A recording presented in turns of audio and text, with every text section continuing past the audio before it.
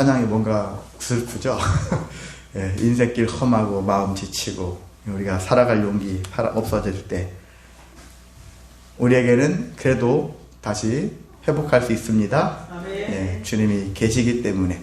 주님이 안 계셨다면은 참 어떻게 됐을지 모르는 인생입니다. 저도 개인적 고백이지만 진짜 주님이 안 계셨다면은, 목사가 안 됐다면은 염세주의적인 삶을 살았을 것 같고, 날마다 원망하고 불평하고 그리고 좌절 자포자기하는 그러한 일들이 더 많았을 거라 생각이 드는데, 그래서 감사하다. 그래서 하나님이 저를 목사로 세워주셨는가 보다 생각이 듭니다. 왜? 네가 목사를 안 하면은 너는 일찍 어떻게 될 수도 있을 것 같으니까. 그렇게 우리는 그런 삶을 살고 있습니다. 그래도 여러분이 동일한 비슷한 삶을 살아갈 때, 그래도 저와 여러분은 우리 하나님의 이미 자녀가 되었으니까, 일꾼이 되었으니까, 또한 제자의 길로 가고 있으니까 하나님께 모든 것 맡기셔서 다시 충만해지시기를 소망합니다. 네, 오늘 말씀은요, 꿈과 형통의 본질이라는 제목이 좀 어렵죠. 세미나 같은 걸 하게 되는데, 갑자기 아까 광고사항은 다른 건 아니고, 지방에 사모님들 그 세미나가 있어요. 사모님들만의 세미나가 있는데, 송도에서 있습니다. 2박 3일 동안, 제 아내도 또 총무 사모라는 이유로 주관해가지고, 송도에 또 처형인 빈집이 있는데, 그 빈집을 이용해서 2박 3일 동안 행사가 있는데, 그래서 세미나가 잘 이루어질 수 있도록 사모님들만의 서로 은혜를 나누고, 그래서 목회 노하우도 그렇고 여러 가지 삶의 그런 것들을 많이 이렇게 회복할 수 있는 그런 시간으로 삼으려고 하는 것 같습니다. 그래서 기도해 주시고요. 여러분이 그리고 제 아내가 최근에 무슨 일을 하냐면은요, 주보를 더 뽑아가지고 가는 것마다 하루에 못해도 3사람 이상은 나눠주겠다, 그런 마음을 가지고서 사람들한테 요즘 주보를 계속 나눠주면서 이렇게 전도를 하고 있습니다. 우리 심화서 지사님도 계속 매번 주보를 더 추가로 가져가셔서 오광미 성도님, 전달하고 있으시는데, 여러분도 할 수만 있다면은 하나라도 더 가져가셔서 가다가 누구라도 주시든지 어느 집에다가 꽂든지 이런 식으로 틈틈이 하시면은 어떨까 생각이 듭니다. 여러분 자발적으로 그렇게 하셔서 삶 속에서 하나님의 역사하심을 기대하면서 소망하면서 그 사명들을 조금씩 더 감당하시면서 여러분에게도 귀한 은혜가 넘치시기를 소망합니다.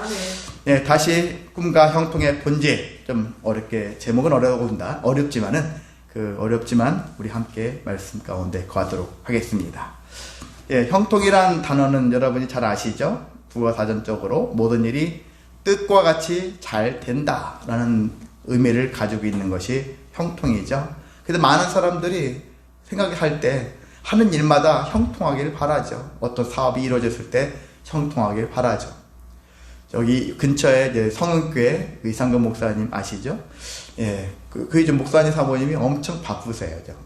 왜? 거의 매일같이 주중에 천안을 가셔야 되거든. 왜? 또 아들이 사업을 이제 하거든요. 그 스피닝이라고 해서 자전거 타는 거 하잖아요.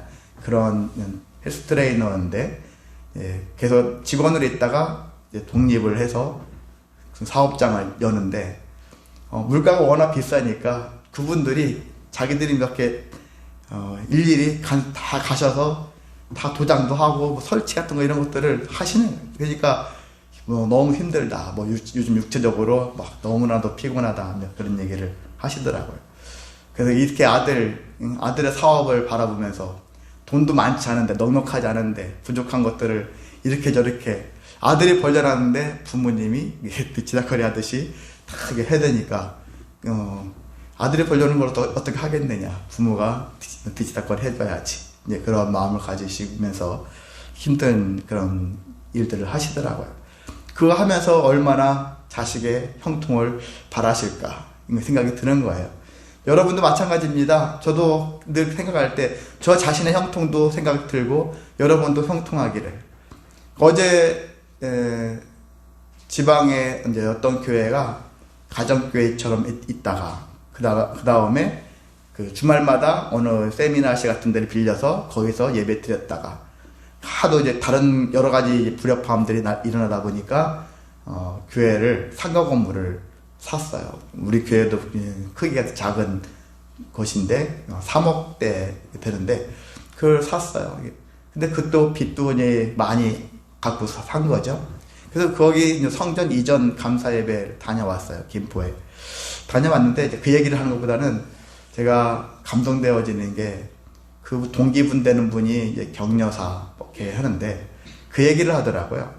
그 목사님이 감나무를 심은 적이 있대요. 교회와 아파트 건물 사이에 감나무를 심었는데 그 감나무를 심었는데 감나무가 잘 열려지기를.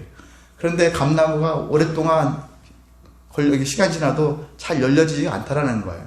계속 안 열리고 원래 감나무가 따뜻하고 이렇게 밝은 데 이렇게 키워야 되는데 약간 그늘진 그래서 키워서 그러나 그리고 건물과 건물 사이에 놓아서 그러나 바람이 통과하면서 그런 몰라도 이렇게 열매가 잘 열려지지 않더라는 거죠. 그러다가 나중에 한 2개 정도가 열렸었고 그러다가 또 안 열리더래요. 안 열리고 계속 안 열렸다가 금년만 지나면 그냥 다음에 없애버릴까 보다 이런 생각을 또 가졌다는 얘기죠. 그랬는데 올해 감나무에 감이 한 40, 50개 쳐봤는가 봐요. 40, 50개 정도가 감이 열렸더라. 이제 그런 얘기를 하면서 그 얘기 듣는데 마음에 소름이 확 돋는 거 있잖아요.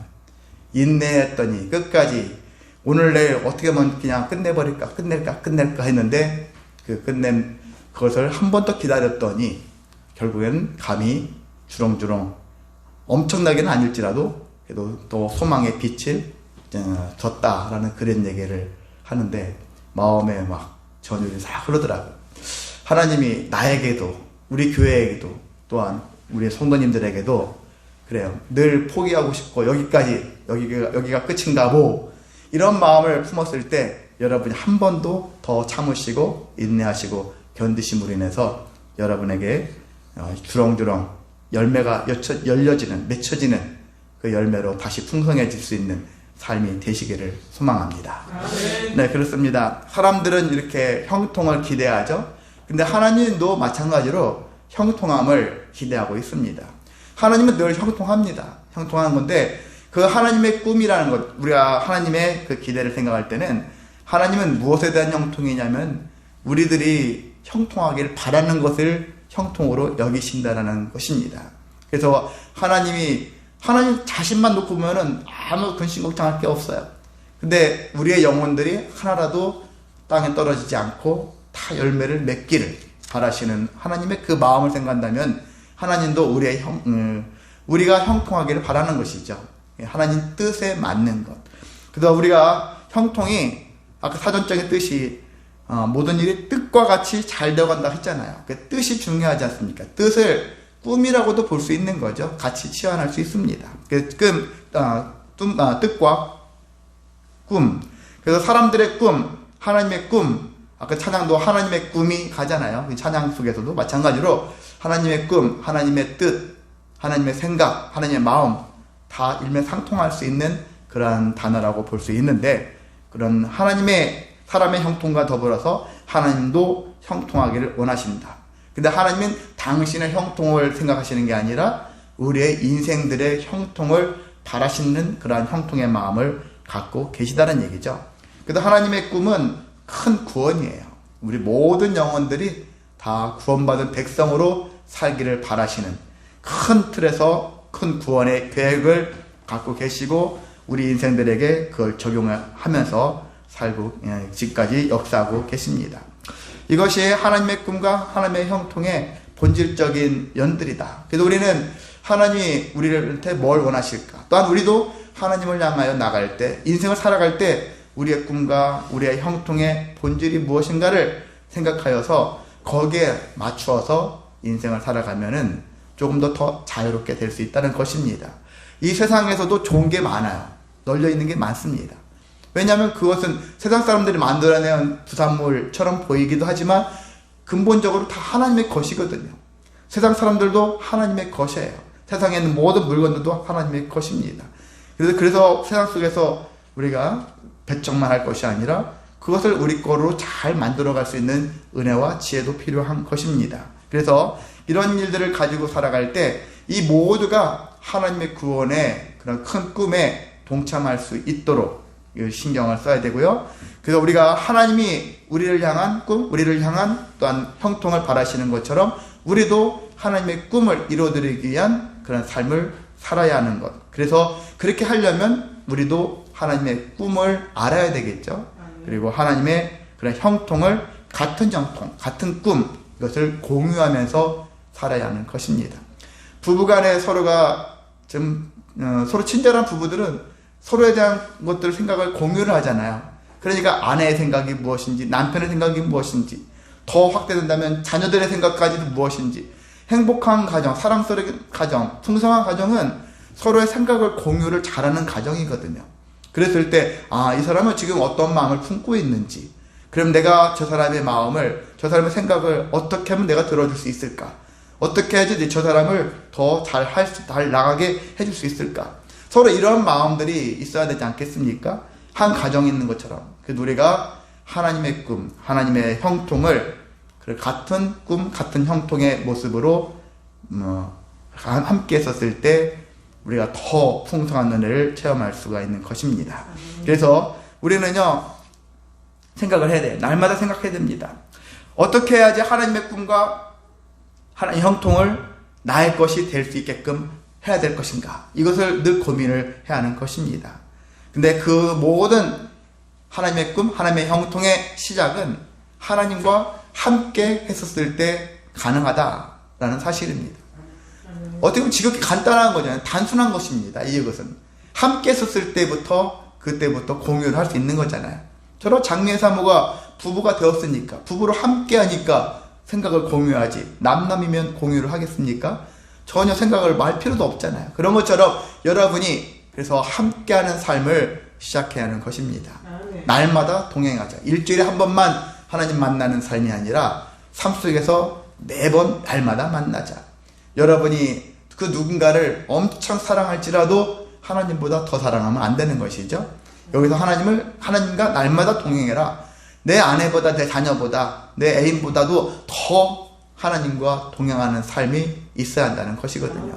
왜? 하나님과 함께 하면은 내 아내를, 내 남편을, 내 자녀를, 내 애인을 더 많이 사랑할 수 있는 은혜가 있어요. 정말 그렇게 되어지거든요. 그래서 여러분이 그것 포함해서 우리가 하나님과 제일 많이 함께 거하는 삶, 이 삶을 통하여 하나님의 뜻을 알고, 하나님의 꿈을 알고, 하나님의 형통을 알고, 그리고 하나님 뜻과 형통과 우리가 일맥상통할 수 있는 그런 공유하면서 살아갈 수 있는 삶이 되시기를 소망합니다. 네, 요셉의 예를 통해서 하나님의 또한 꿈, 하나님의 형통을 생각해 보려고 합니다. 자, 요셉은요, 어떤 인물이냐? 꿈과 그리고 형통의 대명사다라고 할 수 있습니다. 꿈하면은 요셉이 떠오르고 형통하면 요셉이 떠오르거든요. 그래서 꿈, 형통, 이것에 대한 갈급함이 있는 사람이라면 요셉을 한번 보자는 것이죠. 요셉의 일생을 보자. 요셉의 일대기를 살펴본다면은 그 꿈이 무엇이고 그 형통의 본질을 또 파악할 수가 있는 것입니다. 자, 요셉이라는 사람, 꿈의 사람이라고 하는데, 근데 우리가 이것을 반대급부적으로 본다면은요, 그가 꿈의 사람이라고 하지만은 그는 과연 날마다 꿈꾸며 살았을까? 그렇지가 않죠? 그리고 그 꿈을 이루기 위해서 힘쓰며 살았는가? 또 성경에 보면 그런 바가 없습니다. 그의 인생은 그러면 항상 또 형통했을까? 하는 일마다 잘 됐을까? 그렇지도 않았어요. 그걸 다 돌아보면 그가 17살 때쯤에서 두 가지 꿈 이야기를 한 적이 있죠? 형제들한테 두 가지 꿈을 얘기했었어요. 곡식단 꿈과 해와 달과 11별에 대한 그 꿈 이야기를 형제들한테 했습니다. 근데 좀 철이 없어요. 하지 말아야 될 것 같은데 그걸 했어요. 그래서 형제들에게 미워하는 형제들의 시기를 불러 일으키는 그런 꿈 이야기를 했습니다. 자, 요셉이 그 두 가지 꿈을 꿨는데 성경에 보면 그 이후에도 요셉의 꿈을 계속 꾸었더라 하는 이야기가 있습니까? 없습니다. 꿨다는 얘기 없어요. 꿈을 계속 꿨다? 없습니다. 그리고 꿈을 이루기 위해 힘썼다? 그것조차도 없습니다.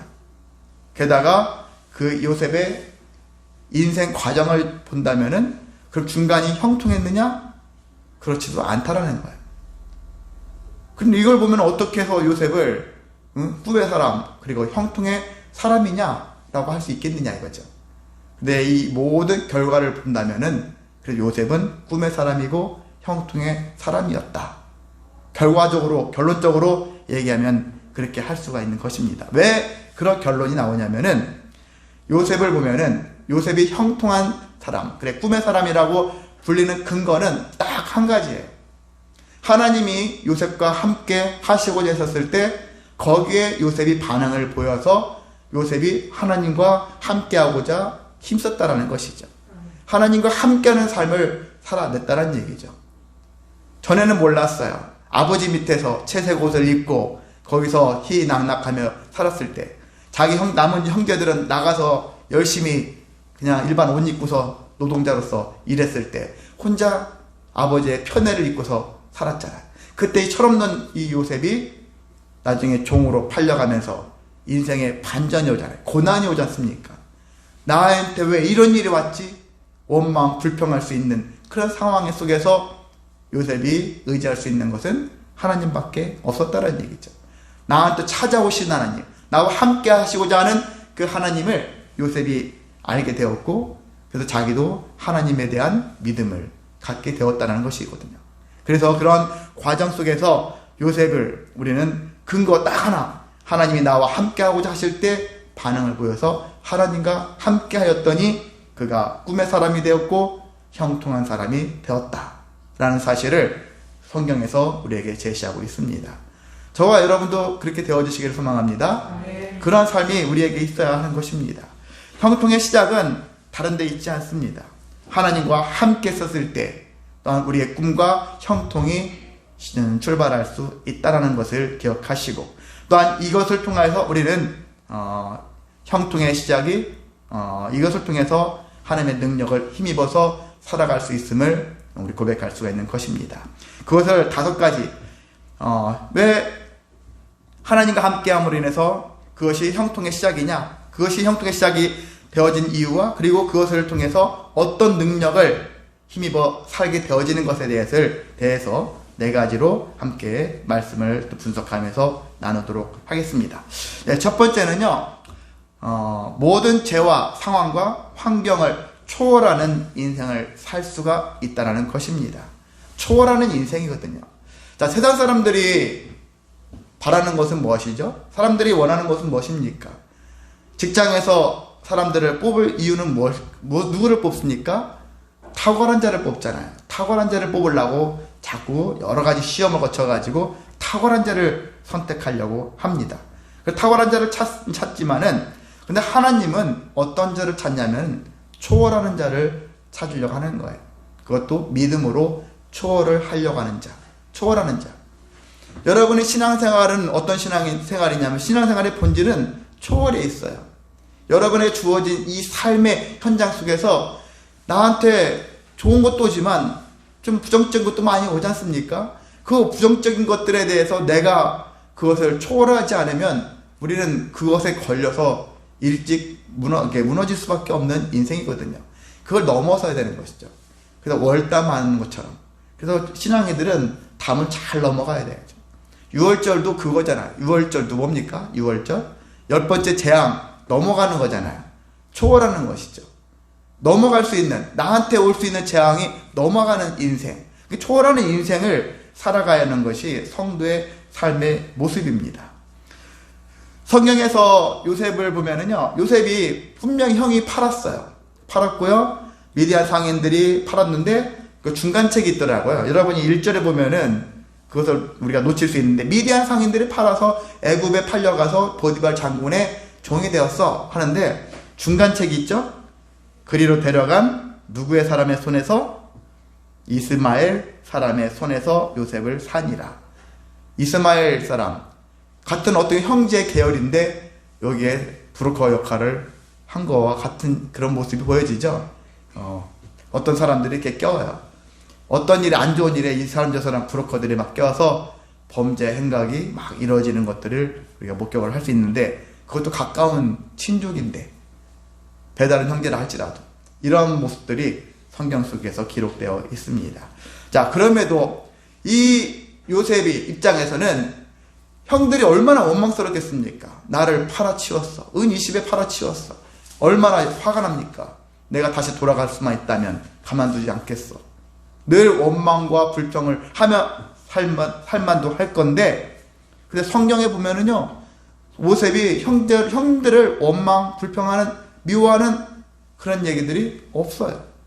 나와 있지 않습니다. 전혀 나와 있지 않아요. 근데 저는 왜 이런 원망, 불평을 하지 않았을까? 그것은요, 요셉이 하나님과 함께하기 시작하면서 무슨 생각을 하게 되냐면은, 저 사람들이 나한테 해를 입힌 것을 먼저 떠올리기보다는 내가 먼저 무엇을 잘못했을까? 왜 이런 일이 생겼을까? 나 자신을 돌아보는 그런 삶을 살았기 때문에 자기 반성을 해보는 것이죠. 해보니까 내가 원인을 제공했구나. 아버지가 한 것도 있지만, 그리고 내가 형들한테 얼마나 나쁜 짓을 했을까?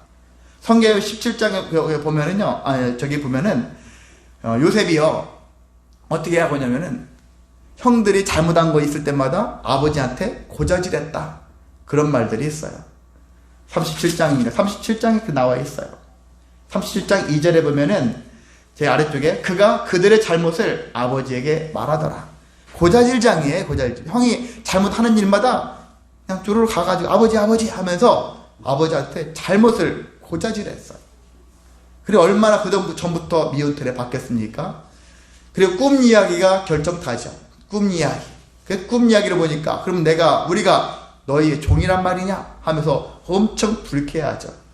그러면서 나중에 요셉이 아버지의 심부름에서 어떻게 하고 있는가 일종의 감시하기 위해서 형들한테 왔는데, 형들이 요셉을 딱 본 순간 뭐라고 말했죠? 꿈꾸는 자가 오는도다. 그렇게 얘기를 하고 있잖아요. 꿈꾸는 자가 온다. 19절에 있죠. 37장 19절에 서로 이르되 꿈꾸는 자가 오는도다. 그렇게 얘기하고 있어요. 이건 좋은 얘기가 아닙니다. 비아냥거리는 것이죠. 마음에 가득 분을 품고 있는 상태에서 나온 말들이라고 볼 수 있는 것입니다. 자, 이러한 상태. 그런데 이것을 돌아보니까, 하나님과 함께 하다 보니까 나 자신이 자꾸 돌아보게 되어지는 거예요. 내가 그동안 어떻게 살아왔을까? 돌아보니까 내 잘못이 더 크구나. 내가 원인을 더 많이 제공했구나. 그런 상태에서 어떻게 형들을 원망할 수가 있겠습니까? 나올 수가 없는 것이죠. 내 잘못이 더 큰데 내가 원인을 제공했으니까. 이런 마음들 듣다 보니까 자기도 가해자의 그런 인생을 살다 보니까 다른 사람들이 잘못을 저지르게 되어지면 여러분 어떻게 생각이 들죠? 나도 누군가를 가해를 했기 때문에, 그런 전력이 있으면 나도 누군가한테 지금 어떤 사람들이 잘못에 대해서 호통칠 수 있는 부분들이 약해질 수밖에 없어요. 나도 잘못한 경험이 있는데, 그래서 충분히 용납할 수 있다. 용납의 마음까지도 갖게 되어질 수가 있는 것입니다. 그래서 용서할 수 있는 것도 능력이거든요. 용서는 자기도 많이 남한테 가해를 당해서 남을 많이 피해를 입힌 사람들이 돌이켰었을 때 또 많은 사람들을 용서해 줄 수 있는 능력도 생기는 것 같습니다. 그래서 여러분이 대신 많이 가해를 하라는 얘기는 아니고요. 우리는 그러하지 않을지라도 하나님과 동행하면서 함께하면서, 그래서 사람들의 두루두루 살피면서 우리가 그들의 잘못까지도 용서할 수 있는 마음, 그런 마음을 품으시기를 소망합니다. 그것도 초월하는 마음이거든요. 초월하지 않으면 용서 못하는 것이거든요. 초월을 해야지만이 용서할 수가 있는 것입니다. 그뿐만 아니라 삶의 어려운 상황, 환경, 이것도 초월하는 것이죠. 이 이후에, 종이 된 이후에 요셉의 인생은요, 30살까지 총리가 되기까지 이 13년의 인생을 듣고 보면은 요셉의 삶은 초월하는 삶이었다라고 밖에 할 수가 없는 것입니다. 그 앞에 닥쳐져 있는 모든 환경들을 날마다 초월하는 거예요. 오늘도 초월하자, 내일도 초월하자. 초월하다 보면은 하나님께서 그때그때마다 필요한 은혜와 열매를 주신다라는 것들을 요셉이 체험하기 때문에 계속 그와 같은 삶을 살아간 것을 우리가 발견할 수가 있는 것입니다. 그런 것처럼 이미 저와 여러분도 있잖아요. 이와 같은 삶을 살고 있어요. 우리가 뭐 구체화시키지 않았을 뿐이지 이미 이 시간 나와서 예배하는 여러분은 초월하는 믿음을 가지고 있습니다. 이것을 더 풍성하게 살아가시기를 소망합니다. 늘 탁월한 것 세상은 그걸 원하지만 여러분은 하나님 앞에서 초월하는 신앙을 가지고 믿음의 승리를 이루어 가시기를 소망합니다. 예, 두 번째는요, 죄라는 유혹에 넘어가지 않는 인생을 살 수가 있는 것입니다. 우리가 살다 보면은 도덕적, 윤리적, 다른 여러 가지 소소한 이런 일 가지고서 여러 가지 어려움도 당하지만은 이 죄의 유혹에 넘어가게 되어지면 인생이 망쳐지는 것이거든요. 파멸한다는 얘기죠. 엄청난 타격에 한번 무너지면 다시 일어나기. 젊은 사람들이 한번 무너지는 것과 나이 먹은 사람들이 한번 무너지는 것하고는 엄청난 차이가 있는 것처럼 바로 죄의 유혹에 넘어가는 것은 회복하기가 불가능에 이를 정도의 엄청난 타격이다. 그래서 우리가 나이를 먹어갈수록 조심해야 될 것들은 우리를 유혹하는 수많은 것들로 우리가 잘 분별할 수 있는 능력이 필요합니다. 이것들을 한번 넘어가면은 더 이상 회복이 불가능하다 하는 이런 마음을 가지셔서 나를 계속 미혹하고 힘들게 하는 것들, 유혹하는 것들, 그런 것들이 있다면은 잘 분별하여서 여러분이 유혹에 넘어가지 않는 그런 인생이 되시기를 소망합니다. 자, 사탄이요, 어떻게 하고 있냐면은, 사탄은 우리에게 다요, 어떻게 접근하냐면, 어떠한 것을 원하고 있냐면은, 형통한 것에 대한 것들을 우리의 삶 속에서 뺏어가는 존재가 아니에요. 사탄의 주 사역은요, 가장 중요한 사역은 우리와 하나님 사이를 갈라놓는 거예요. 시기하는 거죠. 지난주에 시기에 나온 것처럼 파괴시키는 거예요. 관계를 파괴시키는 거예요. 파괴시켜가지고 그걸 불편하게 만들게 되어지는 것인데, 하나님과 함께하는 것을 빼앗아버리는 것이 사단이 하는 주요 역할이다. 그 역할을 하기 위해서 때는 우리의 형통을 이용해서 우리를 형통케 하든지, 세상 가운데 잘 되게 하면 교회를 안 나갈 수 있잖아요. 하나님을 안 만날 수 있거든요. 그리고 반대로 우리의 형통을 뺏거나 아니면 형통을 하게 해줘가지고 이런 식으로 해서 하나님을 만나는 것들을 자기들이 원하는 대로 하려고 하는 것이거든요. 그래서 사단의 주요 사역은 우리의 형통을 뺏고 주고 하는 그런 사역이 아니라, 이것은 자기가 일을 하기 위한 그런 측면에서 전술적으로 사용하는 것이지, 실제는 가장 중요한 목적은 하나님과의 관계를 깨트리는 데 있다. 함께하지 못하게 하는 데 있다. 라는 것이거든요. 그래서 여러분이 삶 속에서 형통하지 못하든 형통하든, 이 사단이 농간을 부리는구나. 하나님과의 관계를 깨트리기 위해서 계속 모략직을 하는구나. 라는 것들을 아셔서 우리가 그 사단의 속임수에 유혹에 넘어가지 않는 인생이 되시기를 소망합니다. 예, 그래 우리가 하나님의 큰 구원의 역사에 우리가 잘못하면은, 넘어가면은 하나님의 구원의 역사, 하나님의 꿈과 형통에 우리가 동참할 수 없게 되어지고, 그렇게 되어지면 결국 우리의 삶은 최종적으로 결론적으로도 우리의 꿈도 사라지고 우리의 형통도 사라질 수밖에 없다라는 사실을 기억하셔서, 그래서 우리가 이러한 죄에 대한, 유혹에 대한 그러한 넘어가지 않는 인생을 살아가시기를 소망합니다.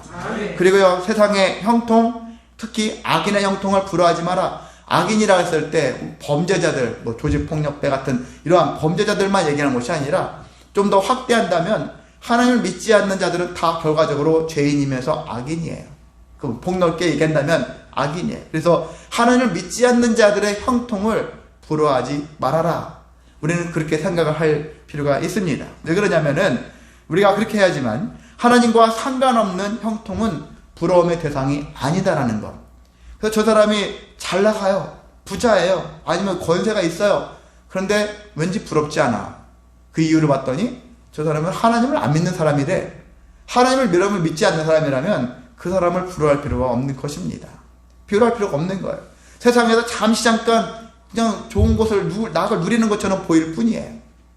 우리는 그런 것에 대한 부러움이 아니라, 그래서 제가 흔히 그러잖아요. 저는 서울대를 누가 갔대, 똑똑해서 서울대 갔대. 저 그 사람 부럽지 않다니까요.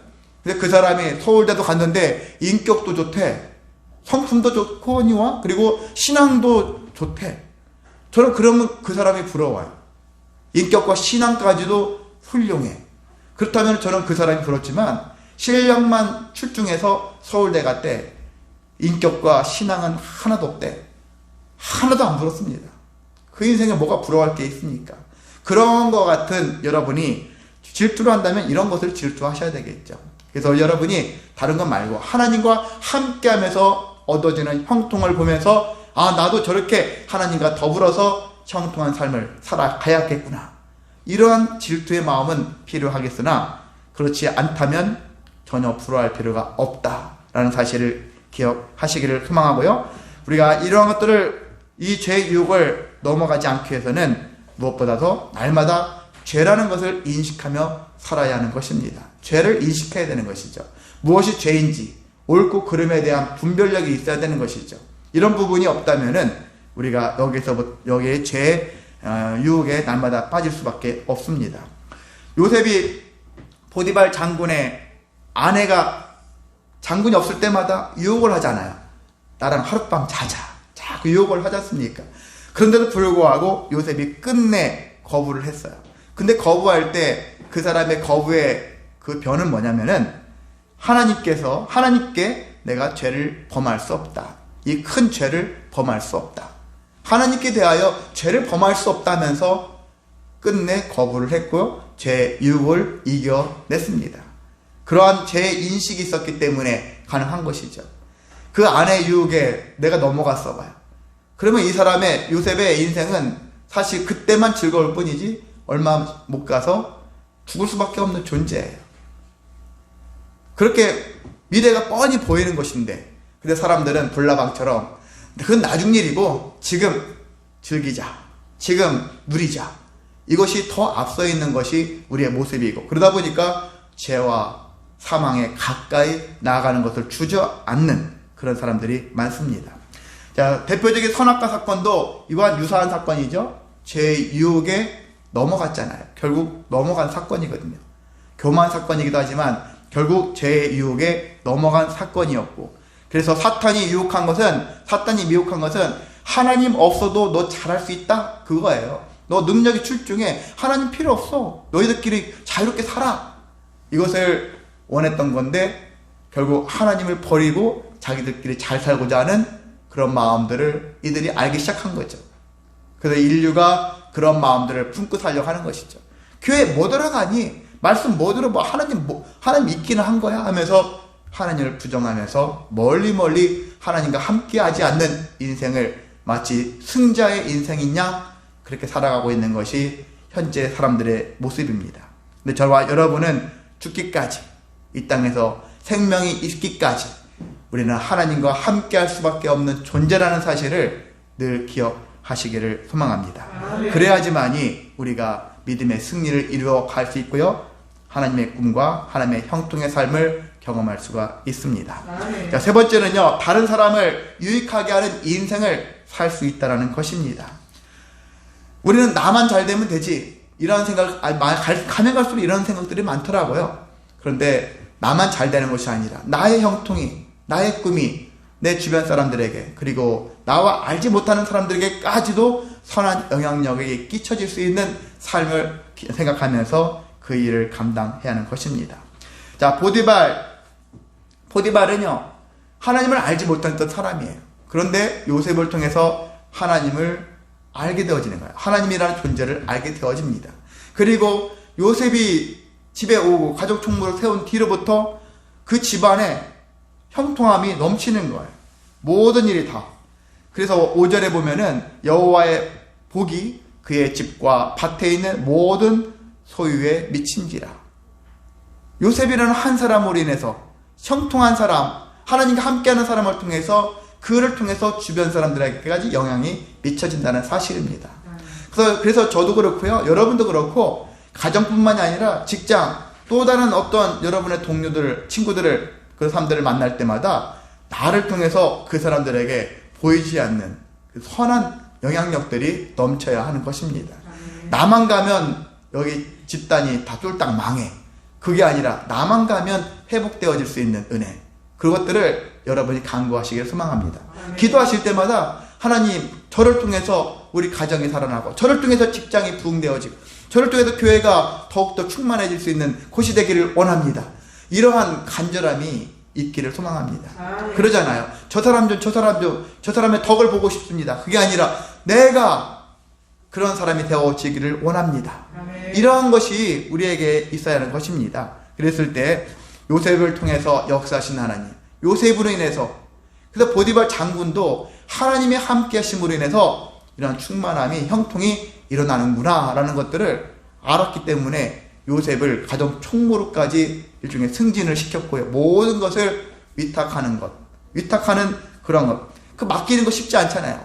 무슨 일이 발생할지 모르는 일인데 자기한테 그 모든 것들을 맡긴다? 쉽지 않은 일인데 그 일을 했다는 얘기는 얘는 정말 하나님을 믿는 신앙의 전형적인 모습을 보여주니까 내가 믿는 나는 믿진 않지만 네가 믿는 하나님의 그 너의 신앙의 모습을 보고서 너를 인정하겠다. 그런 인정을 받지 않습니까? 여러분도 그렇게 되시길 바랍니다. 때로는 세상에 많은 기독교인이 아닌 사람들을 만났을 때도 그 사람들이 네가 정말 신앙생활하는 모습을 보니까 너는 정말 믿을만하다. 네가 믿는 하나님을 통해서 너를 보니까 너는 참 믿을만한 사람이다. 그런 신뢰받는 그런 사람이 되시기를 소망합니다. 그래서 여러분을 통해서 더 많은 일들이 차고 넘칠 수 있는 삶이 되시기를 기도합니다. 네, 마지막으로 네 번째는요, 하나님의 구원의 큰 계획을 따르는 인생이 된다는 것입니다. 사실 이것은 앞에 말씀드린 얘기죠. 하나님의 꿈, 하나님의 형통은 결과적으로 인생의 큰 구원의 모습이에요. 그걸 한 예로 우리가 출애굽 사건을, 그리고 광야 40년의 인생, 그 모든 것들을 우리에게 함축적으로 보여주는 것이 이 출애굽 역사거든요. 그것을 통해서 하나님은 토라는 법을 알게 하셨고요. 하나님 믿어야지만 되는 사실을 알게 되어졌고, 그것을 통해서 인생이 얼마나 원망과 불평의 삶이라는 것들을 발견하면서 거기서 필요한 것이 하나님이라는 사실도 깨닫게 되어지는 것을 볼 수 있습니다. 그 속에서 하나님은 너희가 죄의 종이 아니라 이제 의인으로서 하나님의 종이 되어지고, 또 하나님의 또한 자녀로서 진정한 형통의 삶을 살아가기를 위한 하나님의 계획이, 구원 계획이 출애굽 사건 속에서 하나의 예시로 우리에게 보여주고 있는 것이거든요. 일종의 모델이에요. 우리 인생에 대한 모델. 우리가 지금 이러한 인생을 살아가고 있으니까 장차 우리가 하나님의 인도하실 가나안 땅, 젖과 꿀이 흐르는 땅, 그렇게 얘기하는데 그 땅이 오늘날로 영적으로 얘기하면은 우리가 하늘나라거든요. 하늘나라로 인도되어진다. 그러니까 우리가 그 구원의 과정 속에 속해야 한다는 것이거든요. 여러 가지, 자동차도 보면 여러 가지 톱니바퀴 돌아가듯이 막 구성져가지고 다 필요하니까 붙어 있겠죠? 붙어 있는 건데, 근데 우리가 정말 불필요한 찌꺼기와 같은 인생이 되면 안 된다는 것이거든요. 거기에 우리는 더 중요한 역할을 맡을 수 있고 덜 중요한 역할을 맡는다 할지라도 그 속에서 그 하나의 부속품처럼 중요한, 나 없으면 다 망가질 것 같은 그런 느낌을 가지고 구원 계획 속에 내 자신을 거기에 투영시켜서, 그래서 거기에 함께 하나님의 구원의 계획 속에 함께 불러갈 수 있는 그런 모습이 우리의 삶이 되어야 한다는 것이거든요. 이것을 하나님과 함께 썼을 때 깨달을 수가 있는 것입니다. 자, 요셉의 마지막 장면들을 보면은 나중에 형제들을 만나잖아요. 애굽 총리가 됐었을 때. 그래서 애굽 총리가 되어져서 만났을 때 형들과 만났을 때 기뻐야 될 모습이지만 형들은 근심부터 앞서죠. 저것이 우리를 죽이면 어떡하지? 할 말이 없는데. 그 생각이 들었을 때, 근데 요셉은 형들을 안심시키는 말을 하잖아요. 근심하지 말라고. 형님들 근심하지 마세요. 하나님께서 우리를 살리기 위해서 나를 먼저, 당신들보다 먼저 이곳에 보내게 하셔서 저를 총리로 세워주셨고, 우리 가족들이 모두가 구원받게 하기 위한 하나님의 구원 계획에 있다라는 사실을 형제들한테 알리잖아요. 하나님과 함께 하니까 그걸 깨닫는 거예요. 큰 틀이 보이는 것이죠. 나무만 보는 것이 아니라 숲을 볼 수 있는 능력을 요셉이 가졌다는 사실입니다. 여러분도 신앙생활을 제대로 하신다면은 이러한 나무도 볼 줄 알고요, 숲도 볼 줄 아는, 현미경으로 잘 미세한 것들도 볼 줄 알지만 망원경으로 정말 우리가 눈으로 도무지 볼 수 없는 엄청 먼 세계, 드넓은 세계까지도 볼 수 있는 능력을 갖출 수 있다는 것입니다. 우리가 또한 신앙을 가지게 되면은 하나님의 구원의 역사에 동참하고 하나님이 어떤 뜻을 갖고 있는지, 어떤 꿈과 어떤 형통을 바라시는지를 우리가 발견할 수 있고, 우리도 그것을 공유하면서 하나님의 뜻을 이루기 위한 사명의 길로 나아갈 수 있는 것입니다. 이렇게 하나님께서 우리에게 은혜를 베푸시고 계획하고 계시기 때문에 우리는 거기에 동참만 하면 된다라는 것입니다. 자, 요셉은 결과적으로 애굽의 총리가 되었습니다. 그러니까 꿈대로 되었네 라고 했지만, 앞서 말씀드린 것처럼 요셉이 총리가 되려고 몸부림친 것도 아니고, 그 꿈을 이루려고 어떤 특별한 능력을 행하기 위해서 몸부림친 적도 없어요. 그런데도 불구하고 하나님께서 선하게 역사하셔서 꿈의 사람, 그리고 형통의 사람으로서 우리에게 귀감이 되어지고 본이 되어지는 인생을 살아냈습니다. 마찬가지로 우리에게도 동일한 역사를 경험하시기를 소망합니다. 옛날에는 요셉의 앞에 많은 사람들이 견본이 없었잖아요. 근데 우리는 성경 속에 많은 인물들을 보지 않습니까? 그 인물들을 통해서 그래, 우리도 이와 같이 하자, 이와 같은 모습으로 살아내자. 그래서 우리도 말씀을 통해서 하나님의 꿈을 여러분이 해석하기를 원합니다. 꿈을 안 꿔도 돼요. 왜냐면 하나님이 꿈꾸신 것을 우리가 받으면 공유하면 되니까. 그렇잖아요. 꿈 없는 젊은이, 미래가 없다, 세상에서는 그렇게 얘기하지만 저는 꿈을 안 꾸셔도 된다고 생각이 들어요. 저 꿈 없어요. 근데 하나님의 꿈이 제 안에 있습니다. 저는 그 사람이 최고의 꿈을 가진 자라고 저는 감히 말씀드릴 수가 있겠습니다. 그래서 나 꿈이 없어요. 그럴 때마다 여러분이 생각을 바꾸셔서 하나님의 꿈을 품으시기를 바랍니다. 그게 제일 세상에서 제일 위대한 꿈이라고 할 수가 있는 것입니다. 그리고 그 꿈을 여러분이 말씀을 통해서 해석을 해야 돼요. 요셉도 처음에 꿈을 꿨지만 그게 하나님의 꿈이에요. 꿈을 꿨지만 그 이후에 보면은 해석의 삶이잖아요. 어디 가든지 누굴 만날 때마다 남의 꿈을 해석해 주잖아요. 그런 인생을 살았지 않습니까? 그래도 그런 것처럼 우리도 하나님의 말씀을 보면서 나에게 적용하면서 이 꿈을 해석하는 거예요. 여러분의 꿈에 맞게, 여러분 삶에 맞게 해석을 하는 것입니다. 그런 꿈을 해석할 수 있는 능력도 가지시고, 그래서 하나님 뜻대로 형통하기 위한 삶을 살아내신다면은 하나님의 뜻과 하나님의 꿈과 하나님의 형통, 우리의 모든 삶이 일치가 되어져서 그래서 하나님의 은혜의 영광이 드러나게 될 줄을 믿습니다. 여러분이 여러 가지 많은 힘든 일이 있고 나의 꿈이, 나의 생각이 모든 것이 관철되어지고 그렇게 되기를 소망하기도 하겠지만은 그에 앞서서 하나님의 뜻에 맞춰서 하나님의 꿈을 이루시고 하나님의 형통함을 경험하심으로 인해서 나의 형통함을 체험하는 저와 여러분 되시기를 주님의 이름으로 소망하고 축복합니다. 예, 다 같이 일어나셔서 찬송가 484장 찬송합니다.